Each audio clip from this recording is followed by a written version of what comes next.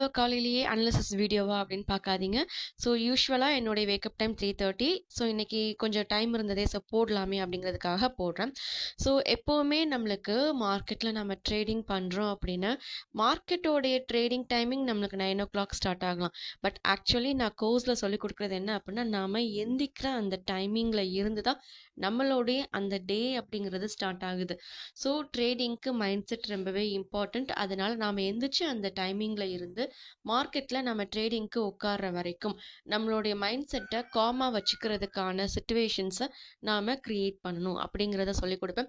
And அதுக்கு என்னென்ன பண்ணணும் அப்படிங்கிற ஸ்டெப்ஸையும் சொல்லிக் கொடுத்து தான் ட்ரேடிங் சைக்காலஜி அப்படிங்கிறத எப்படி டெவலப் பண்ணணும் அப்படிங்கிறதையும் நான் மென்ஷன் பண்ணியிருப்பேன். ஓகே, ஸோ இப்போ இன்னைக்கு மார்க்கெட் நம்மளுக்கு தேர்ஸ்டே கரெக்டா. மார்க்கெட் வந்து எப்பவும் போல ஒரு ட்ரெண்ட் அப்படிங்கிறத டெய்லியுமே கொடுத்துட்டு தான் இருக்கிறாங்க. பட் அதில் நாம எந்த அளவுக்கு கரெக்டான என்ட்ரி, கரெக்டான எக்ஸிட்டை எடுக்கிறோம் அப்படிங்கிறது தான் ரொம்ப இம்பார்ட்டன்ட். மார்க்கெட் டெய்லி ஓப்பன் ஆகிட்டு இருக்குது அப்படிங்கிற ஒரே ரீசனுக்காக ஏதோ ஒரு ரேண்டம் இடத்துல நம்மளால என்ட்ரிஸ் எடுக்கவும் முடியாது, எக்ஸிட் ஆகவும் முடியாது கரெக்டா. ஸோ இன்னைக்கான ட்ரெண்ட் எப்படி இருக்கலாம் அப்படின்னு பார்க்கும்போது கண்டிப்பா opening price, current price actions இதெல்லாம் வச்சு தான் நம்மளால வந்து சொல்ல முடியும்.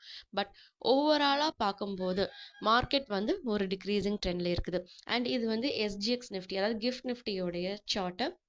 இதை பார்க்கும்போது நம்மளுக்கு தெரியுது, நேத்து மார்க்கெட் எந்த க்ளோசிங்ல விட்டுட்டு போனாங்களோ, இப்போ கிஃப்ட் நிஃப்டியும் அதே ப்ரைஸ் கிட்ட தான் நம்மளுக்கு ட்ரேட் ஆகிட்டு இருக்கு. ஸோ இன்னைக்கான ஓப்பனிங் நேற்று டேயோட ரேஞ்சுக்குள்ளேயே கொடுக்குது அப்படின்னா எங்களுக்கு ரொம்பவே ஹாப்பியாக இருக்கும்.